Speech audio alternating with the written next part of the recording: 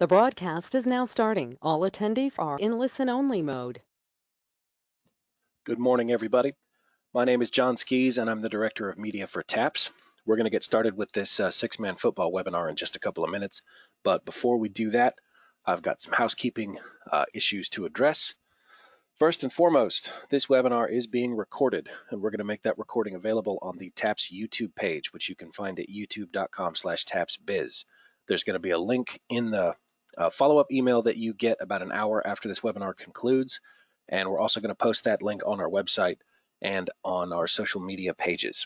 So if there's anybody on your campus that needs to hear this information but couldn't be with us today, it's pretty easy for you to forward it on to them. Second, if you have any questions as we go through our presentation, please use the questions feature in the GoToWebinar interface. We're going to try to answer as many of those as we can while we go through the presentation. But if we don't get to your question right away, don't worry. There's a general kind of Q&A session at the end of the presentation. Yeah, but if we still can't get to your question, or if it's just too detailed, too in the weeds for us to address appropriately in this venue, just go ahead and send us an email at info@tapps.biz once the webinar is concluded, or call us at the office. Some of us are in the office today. Some of us are still working remotely. I'm at home today, so if you hear my children screaming in the background, I apologize. But joining me today are Brian Bunselmeyer, the TAPPS Executive Director, Steve Prudhomme, the TAPPS Associate Director, and we've also got Will Dixon from the TAPPS office in there helping us out behind the keyboard today. Before I hand it over to Brian, I've got a quick poll for everybody. We would just like to know who is joining us today and what your role is at the school. So if you could please tell us if you're an AD, a head coach, an assistant coach, some other staff member, or if you're not a TAPPS a staff member at a TAPPS school. Just go ahead and use that quick poll window should have popped up on your screen.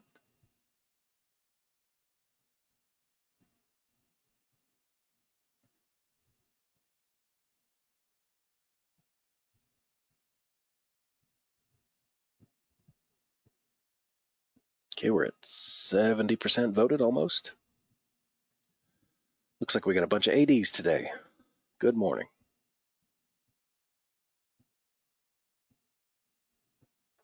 A few more seconds and then we're going to get started. We'll have a few more polls as we go through.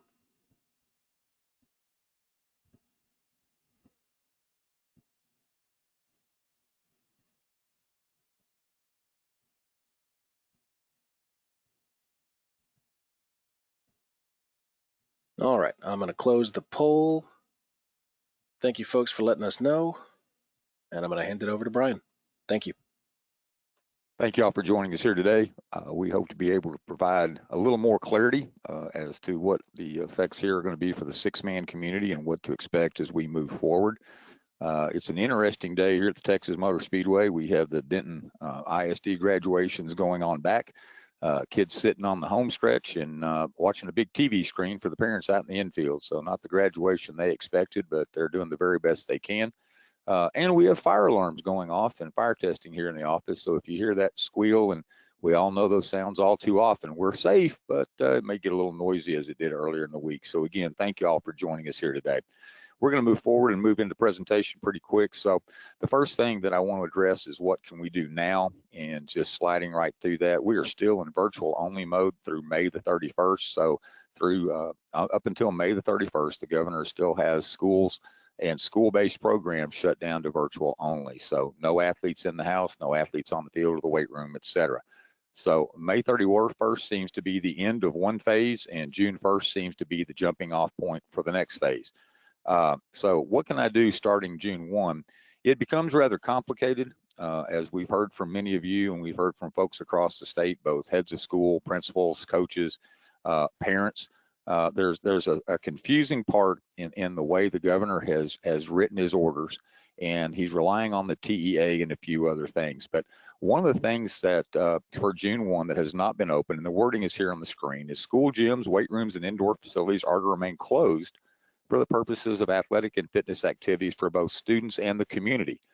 Well, you can take the word community and apply that to just about anyone we know, whether it's the guy down the street, whether it's extended school families. I would dare say it applies to clubs, camps, etc. Outdoor sports are allowable if they can be conducted in accordance with the Department of State Health Services, which means no more than 4 individuals in a pod or a group, all separated by 6 feet, but you could have multiple things separated by 6 feet. So it says individuals may engage in outdoor sports, provided that sports do not include contact with other participants and no more than 4 participants play the sport at any time. And one extension off that is no equipment. So at the present time, it's unclear whether you'd be allowed to throw a ball. I think it was very clear that in basketball, the little iteration that they used there was no ball. It would have to be 1 ball for each person. So that would obviously take away passing or shooting and rebounding. However, in the tennis and golf world, since those are mainly balls that you control one at a time, there's distance, it does not apply. The biggest thing I can say here, and I have absolutely no answer when the question posed to us, is why is it different for schools and clubs and communities? I didn't write it. No one in our office wrote it. We've been trying to interpret it. We've reached out. The UIL's reached out. Texas High School athletic directors has asked out. Texas High School coaches has asked that. But I do think that one of the things I saw in the paper this morning, which could be of concern, is that the teachers' unions in the state of Texas don't necessarily want summer school to reopen June 1 for a myriad of reasons. But that's a powerful lobby and a powerful concern as well. So on the one hand, you have coaches and you have athletic directors and families wanting students to be able to get back in, jump in the weight room, start conditioning, be with the guys and gals they know. And on the other hand, you have the teachers that would be conducting summer school or enrichment programs that are saying, hey, maybe we need to put the brakes on this. So the Texas Education Agency, Governor Abbott, and all those folks above us are still looking to try to find. We do believe we'll have additional answers here, though, next week in anticipation of the June 1. I can tell you that the question has been posed, do we think this will change? It most definitely will change. I can only speak to what we know is now, what we know is printed now, and the interpretations we've been given. So we do anticipate it changing between now and June 1st, and we anticipate several changes throughout the summer and going into the fall. So whatever's the rule now may change directly. And I can kind of use the hairstylist in Dallas, the salon owner that opened early. The judge said, hey, you're in contempt. The judge put her in jail, and she was then freed from jail as the rules became a recommendation and not a law. So again, will this change? Yes, we believe it will. One thing I want to go is we get into the contact hours, since we are using the TAPS summer rules. When you do go back, is you will be limited to up to 15 hours of contact, which will include all conditioning and all activities. So when we can get started, all your contact hours, if you have a young man that's playing baseball and football, and he's also lifting weights and he's working with each of those coaches, all those hours you work with them together, you only have a total of 15. And then hours that are not included if you get to play in a 7-on-7 league or tournament, the actual game times, if you're playing baseball or basketball or volleyball games, the games themselves do not count. And then we would still encourage no Sunday participation for workouts. Your fall workouts are subject to the rules in Section 158. One of the things that has been brought to our attention is that numerous schools are looking at the TEA model, where school would start on August the 3rd.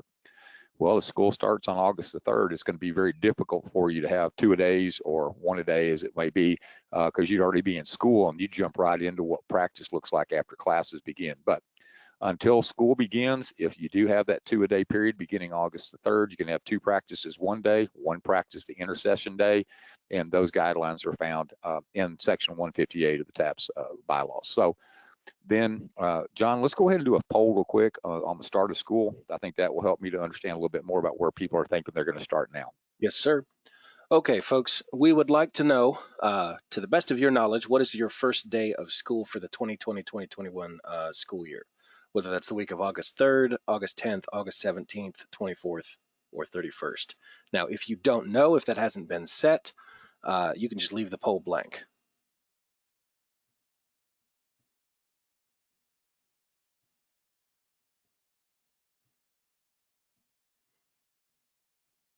We're at 30% voted. I'll leave this up for a little bit more, maybe a minute and a half.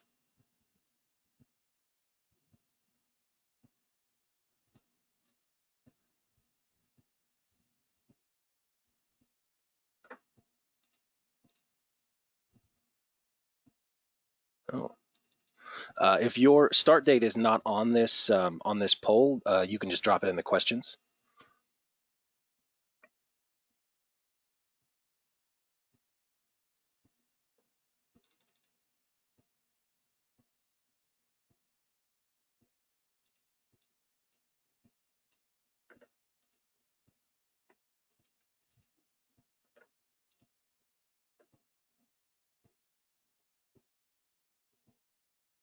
All right.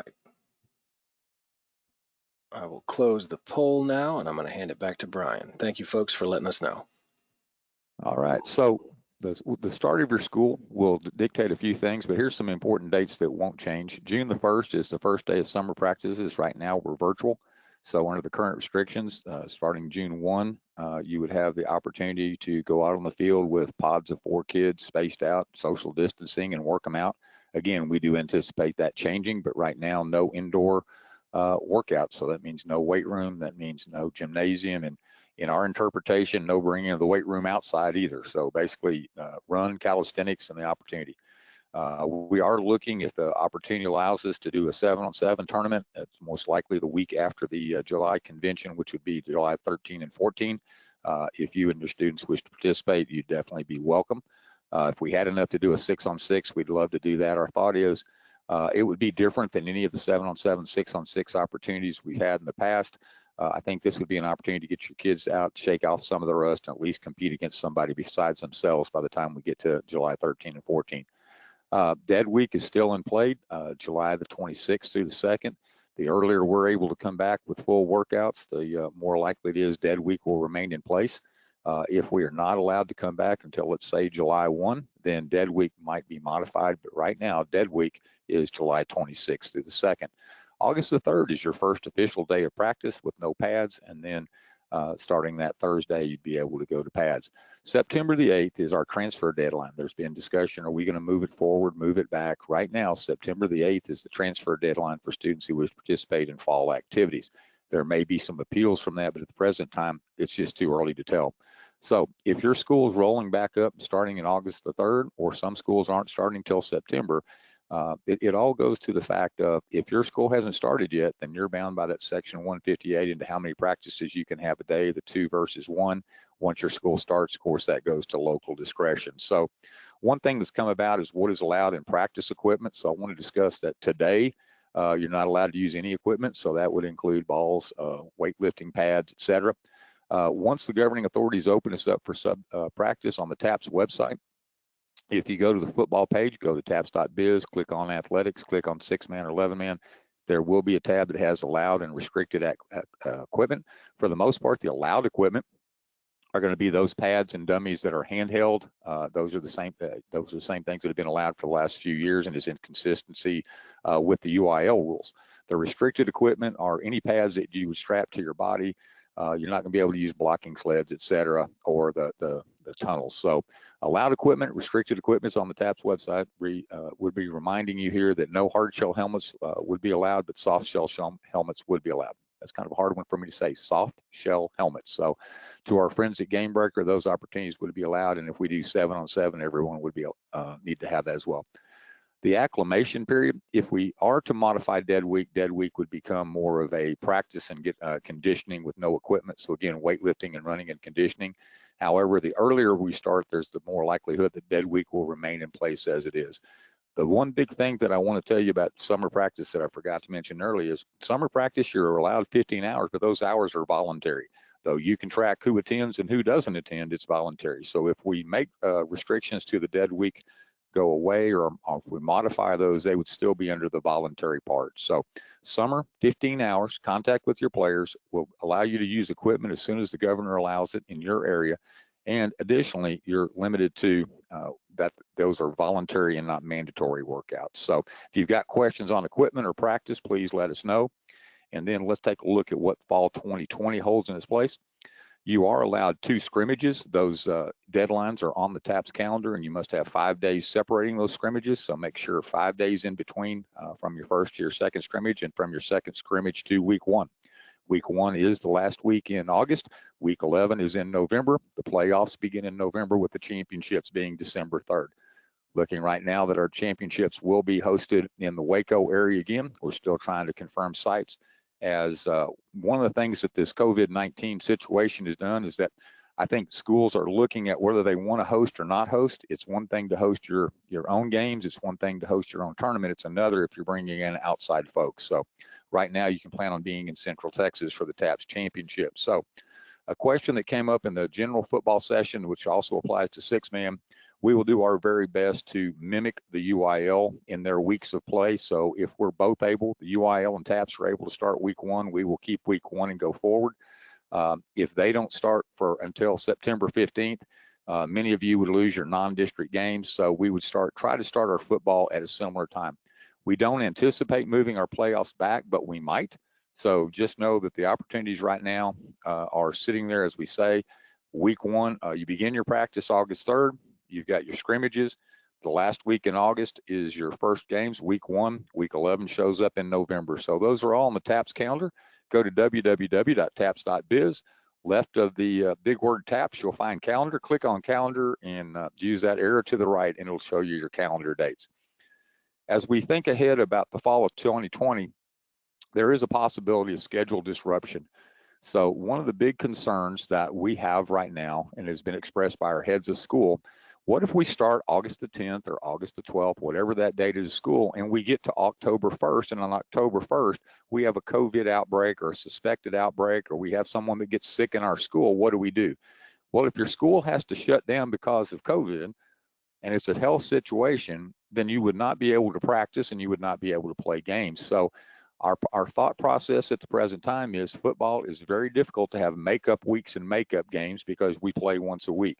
So if your schedule is disrupted and you lose games Friday, Thursday, Friday, or Saturday, instead of making those games up, we will simply move. We already have a format in place where we're using wildcard points, where we're using schedules to make that happen. So we would just, if you got to week 5 and then you couldn't play week 6 and 7, then those games would not be made up. They would simply drop off the schedule. Additionally, as we go forward and we look at that, there may be an option where maybe the schools in your area are playing, but the schools elsewhere are not. Again, you play your schedule as you were able, not necessarily looking at what everybody else does. So at the present time, we do not see shutting down the entire football season if one area, say Houston or San Antonio, or our folks out in Amarillo right now in Potter County, if they're shut down, then the rules shutting them down would be in place, whereas the others would continue playing. We'll look at that as we go forward. Another situation is if it's a pandemic situation where all schools are shut down, obviously we would either look to reduce the schedule or move it back. But those are possibilities that are beyond contemplation right now because we just don't know what it's going to be like when we start back to school. One of the questions is Brian, yeah. We dealt with this before with the hurricane and the flooding and things. So it is something that we have dealt with, and we have tools that we've used, and we might have to use tools like that again. We've looked at several options, and we'll continue to look at options. And again, we'll be working with our friends at the UIL to try to determine what they're going to do so that we're going to do what's best for TAPPS, but it's also good to have a great resource that you can check out that's doing the similar job as you in the similar weeks. Something else that's come up with disruptions, I know that many schools right now are planning virtual weeks. So you might go 5 weeks in, and then you might get a virtual week just in case this crisis come back, or somebody may add a virtual week before or after Thanksgiving, or all of a sudden your Christmas break goes long.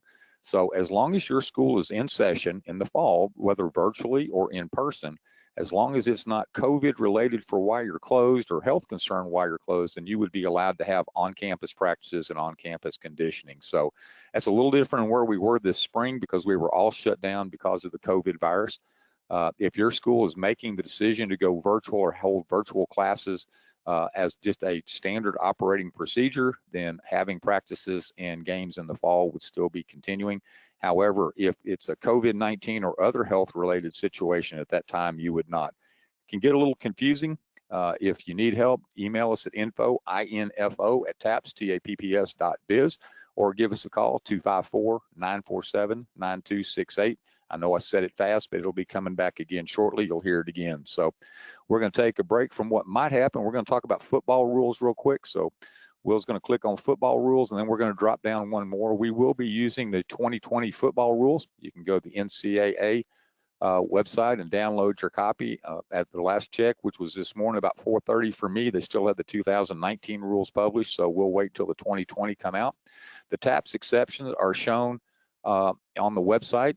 And if you go to tapps.biz, go down the bottom left corner, it says bylaws. Click on bylaws. It'll take a break, so go get a cup of coffee while that big old document loads, and then come back down and go to one section, which is section 161. We will have the same exceptions for the most part as the UIL. The only broad-based exception that differs in TAPPS is in the event of ejection and what occurs there and why. So if the student's removed or a coach is removed from a contest, that's all explained in our section 138 and also redone there in the TAPPS exceptions to the NCAA football rules. When we go to equipment, I know that a lot of you have had the opportunity over these last few weeks with not having a lot of students in front of you, but maybe having a lot of blank lockers, et cetera, equipment. Remember your helmet conditioning and inspection, they're still out there. Make sure you contact your dealer as you see fit to request reconditioning if needed. With the emphasis on concussions and health and safety, that needs to be between you and your dealer. So make sure you reach out about helmet reconditioning. Your shoulder pads and all the other pads, et cetera, just make sure, you've got those in line with what the rules and needs are. I will tell you that you're probably going to have some pretty good protocols, how to sanitize that stuff after practices. So make sure you're working through on that. Another big part of equipment are the balls. We are still using the Wilson ball. You can use any Wilson ball you choose, whether it's a 1003, 1007, whether it's a GST, but it must be a Wilson ball. So at this present time, that means no NCAA ball, no Nike ball, no Under Armour ball, no big game ball. All games for competition must be leather, and they must be Wilson leather footballs. And lastly, on equipment, just as a reminder, we follow the NCAA rules. We do not allow exceptions to the jerseys. So your home jerseys are dark and your visiting jerseys are white. So it kind of goes without saying that white is not blue, white is not gray, white is not yellow, white is not some offshoot or color of that. White is white. So make sure that as you're preparing for your season, that your jerseys are in compliance. That information is also shown on the TAPPS website on the 6-man and the 11-man football page. John, let's go ahead and do another quick poll here. Yes, sir, folks. Our next question is about your football schedule for 2020. So very simple. Your 2020 football schedule is complete or is incomplete?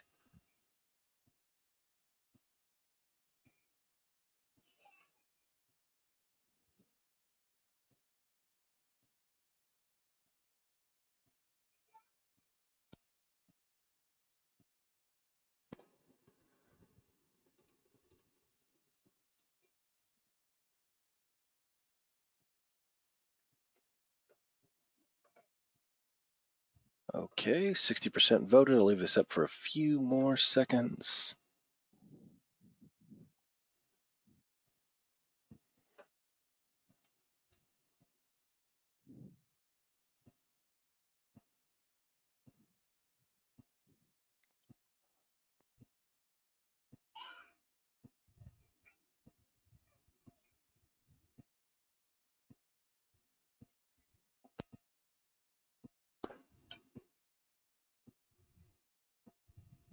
All right, we're going to close that poll. Thank you, folks, for letting us know. Brian, back to you. A couple of questions that have come in. What if we are starting in July? If we're able to return to practice July 1, then we would more likely than not have a modified dead week for conditioning, and we would still be looking, we would probably reduce the number of scrimmages and try to keep week 1 where it is. The farther back we have to push the beginning back into the gyms and workouts, then the farther back we would have to do the season. I don't see extending the season past December 3rd, the way our schools are going on their schedules right now. What we're really looking at is reducing the number of games so that everyone would have the same number or the best amount. To the best of our ability, we'd have 8 games or 9 games, whatever. So if we can get back in July or before, we're looking at a similar start date. We'd reduce to 1 scrimmage and go forward. All of that will be discussed with the staff, the athletic executive committee, obviously discussions with all of our football coaches, and believe it or not, and it's hard to imagine, every football coach I've spoken to over the last 10 weeks has a different opinion on how long it takes to get started. We keep hearing the 6-week rule coming from the NCAA, And then I have a couple of coaches that say, you give me 2 good weeks, you give me 2 good weeks of practice, and you give me 1 good week in pads, I'll be ready to go. So I think everybody has a different description of what that is. But to that question, if we start in July, we'll try to go as quickly as we can going back. Will TAPPS have a protocol for post-practice and game sanitizing? We're going to require you have one.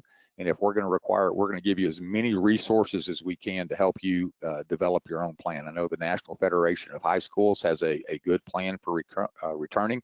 We've reached out to Children's Health Andrews Institute, the CDC, and the Texas Department of Human Services and Health Services also have plans. So we will have a multitude of opportunities for you to develop your protocols, and we'll be glad to help there as we get closer for after game and after practice sanitizing.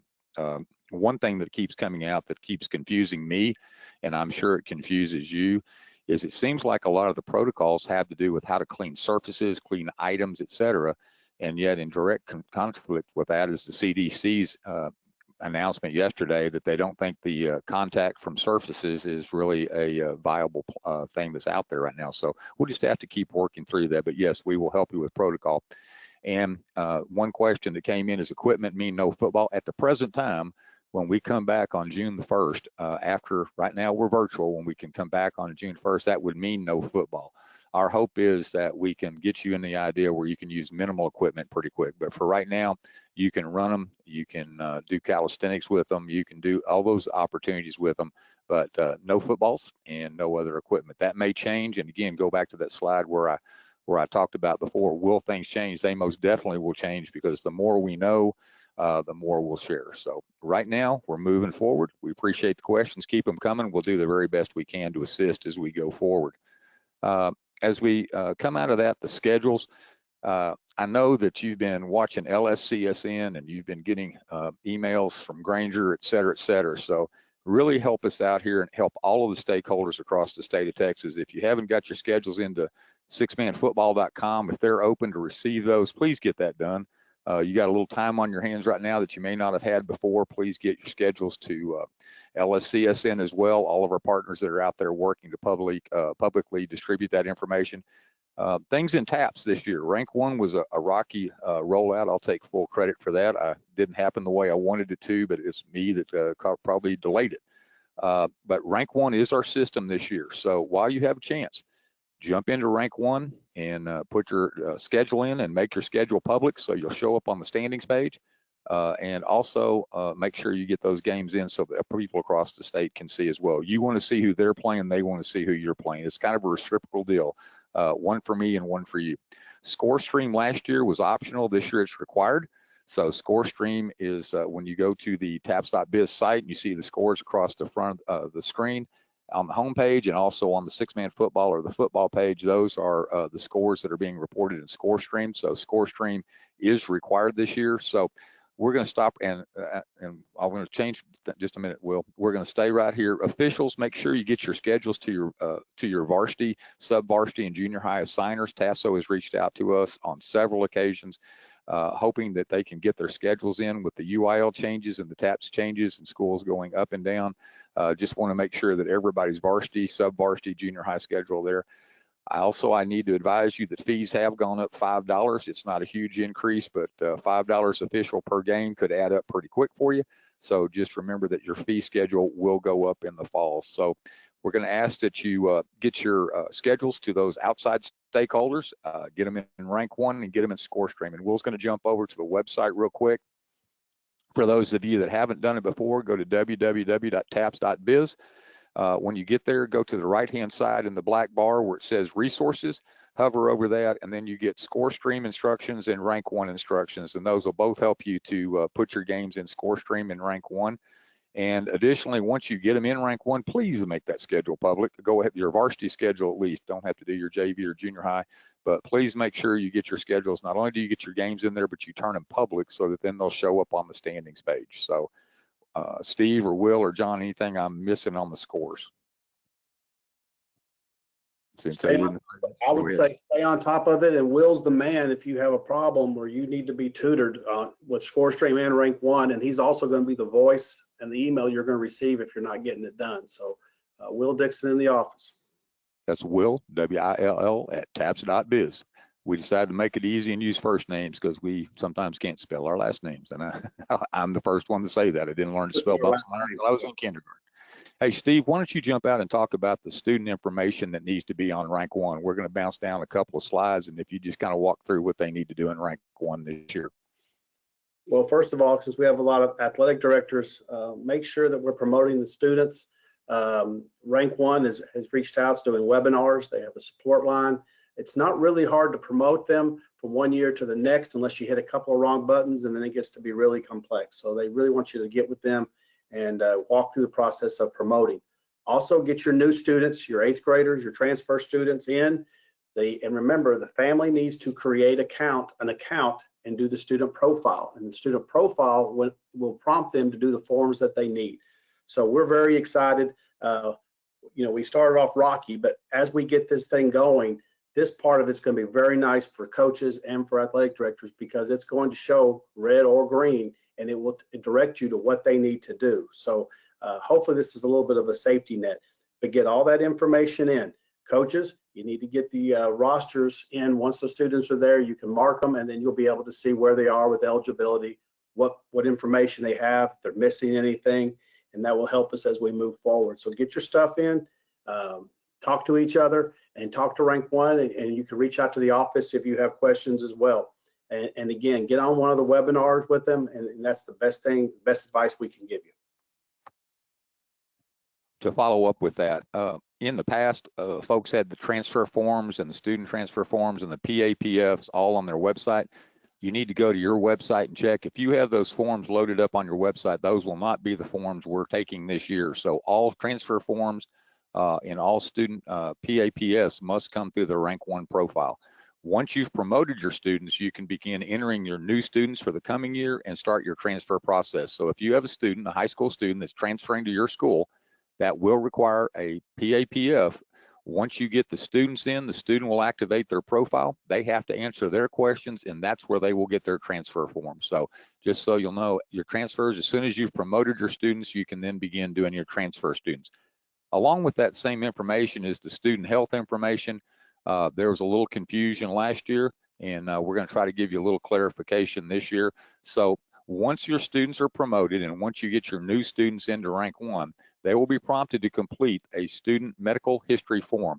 The medical history form is asking general questions about what conditions they've had or hadn't had. It's required every year.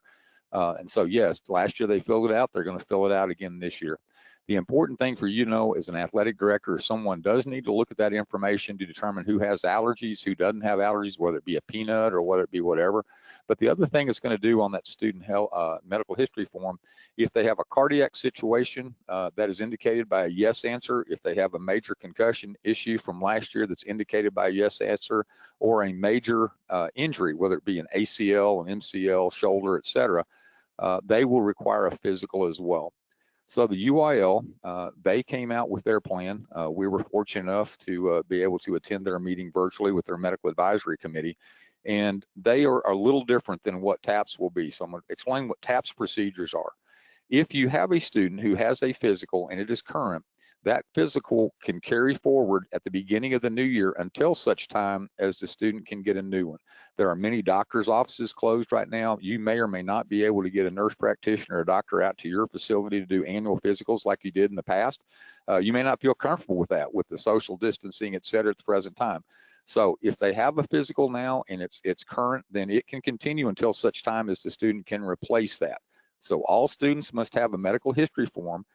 The physical they have on file is good until such time as they can get it replaced this year, with the exceptions I mentioned above. If a cardiac answer, yes, a concussion from last year or an ACL, those need to have their physicals before they can participate in contact activities this fall. Steve, does that sound correct, or did I miss anything there? Oh, I think that's very good. And again, it's an annual thing no matter what. We've had that question, and don't get us confused with the UIL. We have grace, but that is as soon as possible, not as soon as convenient, as soon as possible. So along that way, we had another question pop up and said, June 1st, we can start doing conditioning. It is limited at the present time. We're hoping that will change, but yes, June 1st, you could begin getting kids together outdoors, pods of 4, socially distanced by 6 feet. doing your running and calisthenics, etc. We do anticipate some changes, but at the present time, that's where we are. So we're going to jump from the rank 1 of the student information to alignment. We aligned last fall, and that alignment has stayed fairly current. We fortunately, we have grown with a couple of schools, so that alignment has changed a little bit. So if you go to www.tapps.biz and you get there, over on the far left-hand side, you'll see the word alignment. You'll click on alignment, and then you'll go down to team sports. For whatever reason, the little hamster here at Texas Motor Speedway is a little slow. It's taking a while, but you get to alignment, you scroll down to team activities. You click on that big blue line that says click here for team sports. This is where we've been all year long. Nothing has changed. We're just simply bringing you back to the same spot. And then all of six-man football is listed there under all divisions. So you'll click on divisions and those will pop up for you to review. Nothing has changed. We hope that you've had the beginning of your meetings with those districts so you can get your district schedules intact. And that's where we will be for the coming year. So we're looking forward to moving forward. However, one thing with the alignment, as happens most years, we do anticipate changes. We do anticipate that there are some of our schools that, though they plan on playing football right now, their school enrollment in the fall or their football program enrollment in the fall may change, which means they may or may not be able to field that six-man football team, or they may be able to field a team for a few weeks, but then injuries take them in and out. So on the alignment tab, go down there and look. That's where it talks about what district you're in. If you haven't had that meeting, make sure you do get your home and aways. I've had several questions of concern from heads of school about distancing and travel. If your distances are great, this may be the one year where you need to do neutral site in between each other instead of driving long ways if possible.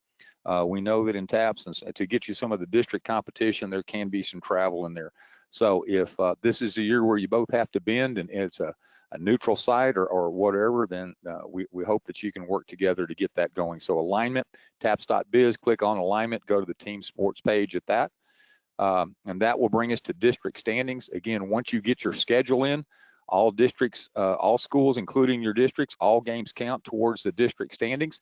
So you'll crown your district champion based on whether you're a combined 2 and 3 together, or 1 and 2 divisions together, or all 3 like District 1. That district will have 1 district champion. So district standings don't populate on the website until such time as you get your schedule in public. When you go to www.tapps.biz, you click on athletics, you click on six-man football, and the top right-hand side on the red bar, you'll have standings, and that's where you'll be able to check your standings as we go forward. Another big question that's come across, even since alignment, has been brackets. So we can give you the basics of brackets will be released between September 15 and September 22nd. So September 15, September 22nd, after the Athletic Executive Committee and the board have the opportunity to review staff recommendations and build up. But the general outline for the brackets will be Division I. All teams are going to go to the playoffs. You'll be seeded in by wild card point and district standings. So no one, if you may have more wild card points, but if you wind up a higher district seed, you'll be seeded in. We've done that in the past. Division II, districts 2 through 6, you will have the last team in your district will not be eligible for the playoffs, but you'll be seeded by your district standing and your wild card points. And Division III the same way. The big situation here is that as we look right now, we plan on going with 16 team brackets. 16 team brackets would mean 4 weeks of play. The AEC, the board, and the staff have looked at several options.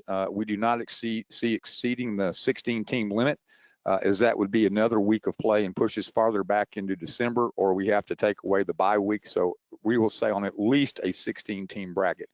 Should COVID-19 attack us again in late November, or attack the playoffs as we get into the playoffs, then we might have to look at an 8-team bracket. But right now, 16-team bracket, and you can pretty well be assured that all 16 teams will be seeded as best we can. Look for that September 15th through the 22nd. At some point, that'll come out. Steve, go ahead and talk about the convention real quick, just so folks will know what's going on with that. Well, we are planning, we moved the convention back to July, and July, we got say 8th to 10th. The 9th and the 10th, we'll have our general session and breakout sessions. July 8th is kind of fun time for most of us. We'll have a golf tournament and a reception in the evening. New athletic director training will be in the morning of July 8th. As you saw on the website, tapps.biz, under the TAPPSCON 2020, we are accepting applications for speakers. We still have a few slots left, and we're looking for a couple more for six-man football.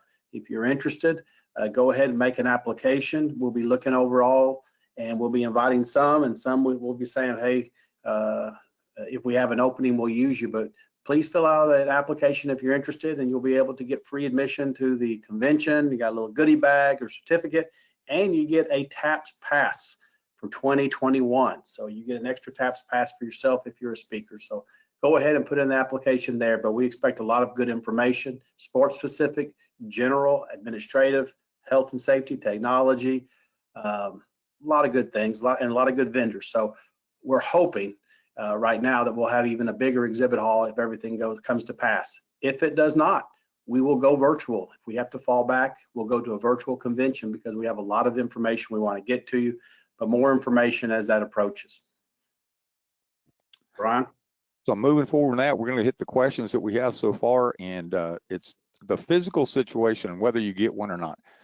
We are requiring students as an organization and you as a school to protect you, the coach, to protect your student athlete, to protect the parent, to protect your school and the organization. So the way the question was worded is a little different. It's not a question of whether a school or a parent feels comfortable getting one, it's whether they can get one. So once the physician's offices are back open, the pediatrician offices are back open, or you're able to have them open up, then we will move forward. And you need to get those physicals for your own protection as soon as possible. The playoff format, why do all Division I teams get in? Because there's only 12. If the record indicates and they don't want to get in, we will definitely back that up, but it doesn't do us any good to go 8 to 12 is still a 4-week playoff period. So 4 teams would get a bye and then we would go forward. There's 22 and 28 or 24 and 28 of the Division IIs and IIIs, and it goes forward.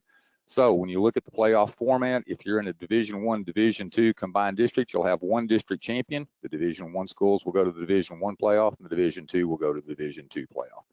So if you've got any more questions, we're open to them now. And while we're waiting for you to fill that out, we're going to jump one more slide. And it is our kind of become our catch-all slide, but it's one that we have to say. The TAPS participation goals and restrictions outlined herein are subject to and must be in accordance with local, state, and national laws and rules. I think the hardest part about the situation that we're in right now is these keep changing. It would be really nice if the speed limit posted is 70, you know it's kind of going to be 70 most days when you drive down the road. They don't change it every day as you go forward. But we are in the construction zone of the highway business, and there are some blinking signs out there that slow you down or speed you up. So again, the local, state, and national orders, and then your own school. So if you are a diocesan school and your diocese says you can't do something, TAPS rules don't trump your diocese. If your head of school says you're closed through July 15th, then you're closed through July 15th. That local control will be there. One of the hardest things about this is, and I'm reminded, Steve was Texas history, and I've done a lot of research on it. You know, it's almost 800 miles from Beaumont to El Paso, and another 800 miles from Amarillo to Brownsville. That's 270,000 square miles spread over 254 counties. Not every county or locale has been touched by COVID-19, and not the ones that have been touched aren't going to reopen at the same paces. And they also may be shut down at different paces. So the hardest thing that we can do right now is to ask you for patience. It's the hardest thing to do, and understand, we understand waiting is not fun. But at the same time, waiting and planning, I can guarantee you that if you looked at my floor right now, you would see note card after note card with plan after plan. And as we've gone through the plan and we can no longer use it, we throw it on the floor and we write a new one, much like you are. The hardest part to tell your kids, I know your students are wanting to come back. I know they're wanting to be with you and you're wanting to be with them. I think that's the most important dynamic of anything I've ever experienced is that relationship between a teacher and a student and a coach and a student, because they make you better and you make them better. And it's hard being apart from each other. It really is. But I think when it comes back, it's going to be a special time. I think it's going to be a renewed energy. Our focus this year is going to be embracing our challenges and taking advantage of our opportunities. So, you know, these challenges, we will be overcoming them. We will get through this and we'll come out the other side and we're going to be better for it. So Wildcard points, there is a table on the website. If you haven't read that, go look at that. If you need help with that, give us a call at the TAPPS office, 254-947-9268. It's on your screen now, 254-947-9268. Even though we're up here at the Texas Motor Speedway, we kept that Salado extension, so it looks a little different. And then info@tapps.biz, info@tapps.biz. Steve and Robert will answer your questions. I will as well, as best we can. If your situation requires, we're probably going to ask you to give us as much information as you can to help you work through. I am reminded that we also have August the 15th is your deadline for senior transfers. So make sure your senior transfer paperwork, make sure your seniors are registered, and it's either August 15th or your first day of school. So please make sure that as seniors come up, if you have seniors transferring right now, that deadline is in place. So please do me a favor, and as questions come up on that, it's better to ask as far in advance. If you get a senior that's inquiring, make sure you let them know that they need to make that decision by August 15th, and that's for all sports. So as we work forward, we're not going to go into deep dive on the brackets. Those will come back out as we get closer to September. But September 15th through the 22nd, you can expect the bracket release. In the July convention, 9 and 10, during one of the 6-man breakouts, we'll walk through those a little bit more. Be a great time to visit about it then. So as I look through the situation I have right here, if you've got questions, again, reach them out, 254-947-9268 or info@tapps.biz.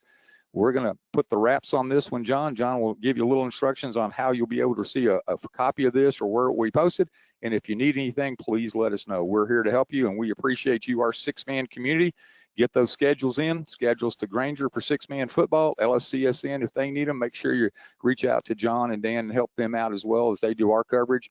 I know we've got a really good movement going now to get us in Dave Campbell's football, so that's a good thing to have our information in. Again, we're pushing it out. We raise that water, all boats rise. So thank you again for joining us here today, and that'll end this conversation. Thank you, Brian. Thank you, Steve, and thank you, Will, for helping us today with this webinar. This has been recorded. We're going to make that recording available later this afternoon. It is going to be on our TAPPS YouTube page, and you'll have links in the follow-up email that you get from GoToWebinar. It will also be on the TAPPS website where you signed up for this. So all of this information should be available to anybody else at your campus who needs it. If you have any questions, think of something later, or we couldn't get to your question today, please send us an email, info@tapps.biz, or call us at the office. That number is on your screen. Thank you for being with us today, folks, and enjoy the rest of your Friday.